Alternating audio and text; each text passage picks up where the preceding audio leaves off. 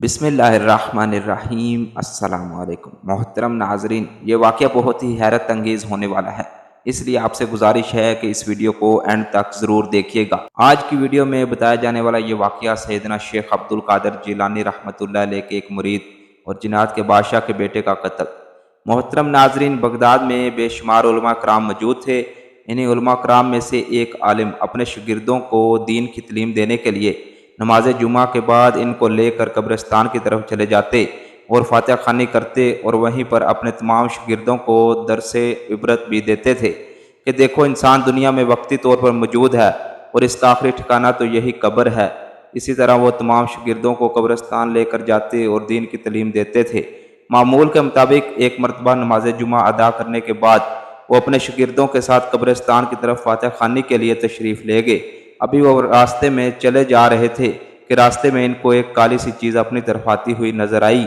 دور سے تو وہ ایک کالی رسی لگ رہی تھی، لیکن قریب جا کر دیکھا تو راستے میں ایک سیاہ سانپ تھا جو کہ ان کا راستہ روک کر کھڑا تھا، اور اس نے منہ ایسے کھولا ہوا تھا جیسے وہ سب کو نگل جائے گا، یعنی وہ ان سب کو نقصان پہنچانا چاہ رہا تھا۔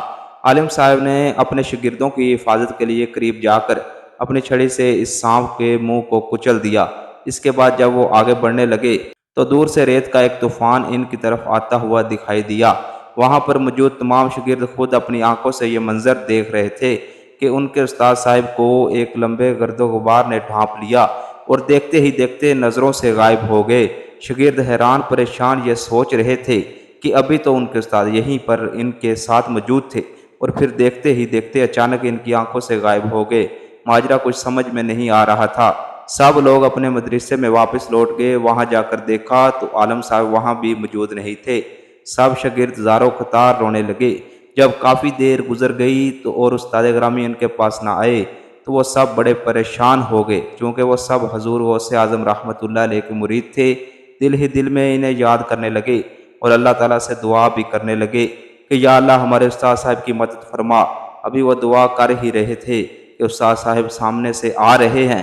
ان شاگردوں نے آگے بڑھ کر استقبال کیا اور اس واقعے کے متعلق دریافت کیا کہ آپ کو تو ہم نے اپنی آنکھوں سے اس گرد و غبار میں غائب ہوتے ہوئے دیکھا تھا جس نے آپ کو گھیر لیا تھا۔ وہ مٹی کا طوفان کہاں سے آیا اور کہاں لے کر چلا گیا تھا؟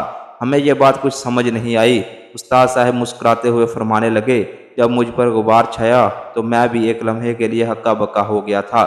وہ مجھے لے کر ایسے جزیرے پر چلا گیا جہاں چاروں طرف پانی ہی پانی تھا اور خشکی بہت کم تھی۔ دراصل وہ انسان نہیں تھے جو پکڑ کر لے گئے تھے، وہ جنات تھے۔ پھر دریا میں مجھے غوطہ دے کر اپنے بادشاہ کے پاس لے آئے۔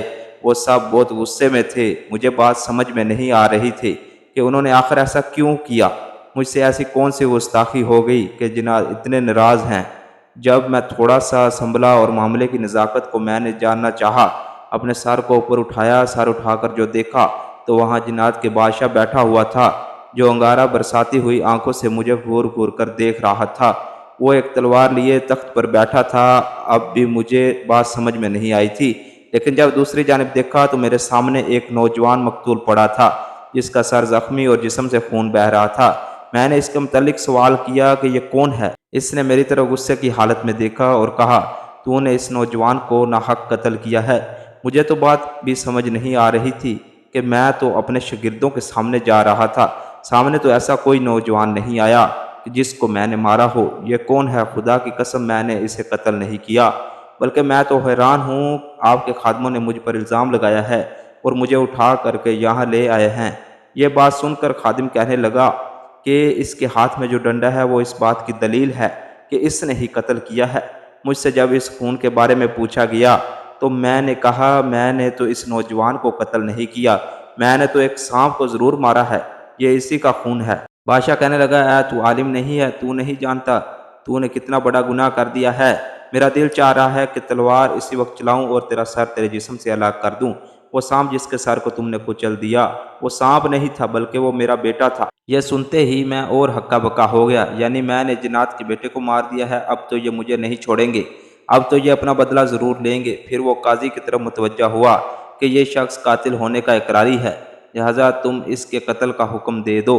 قاضی نے میری طرف دیکھا اور کہا، کیا یہ سچ ہے؟ تم اس بات کو مانتے ہو؟ میں نے قاضی سے کہا میں نے اس نوجوان کو ہرگز نہیں مارا، مجھے نہیں معلوم تھا کہ اس سام کے روپ میں کوئی جن ہے، اور چونکہ وہ ہم پر حملہ کرنے والا تھا لہٰذا میں نے اپنے بچاؤ کے لیے اسے مار دیا۔ قاضی نے کہا تم نے جناد کے بیٹے کو مارا ہے اور اس کی سزا تو تمہیں ضرور ملے گی۔ قاضی نے میرے قتل کا حکم دے دیا۔ بادشاہ نے جیسے ہی قاضی کا حکم سنا تو وہ تلوار کھینچ کر مجھ پر وار کرنے لگا، بس میں نے کلمہ پڑھ لیا، لیکن جیسے ہی کلمہ پڑھا تو میرے دل میں اپنے استاد محترم شیخ عبد القادر جیلانی رحمۃ اللہ علیہ کی وہ بات یاد آ گئی، جب کسی مومن کے دل میں کسی چیز کا خوف طاری ہو تو اللہ تعالیٰ اس مشکل میں اس کی دعا ضرور قبول کرتا ہے۔ تو میں نے اللہ تعالیٰ سے دعا کی، اے پروردگار تو میرے استاد محترم شیخ عبد القادر جیلانی کے صدقے میری مدد فرما۔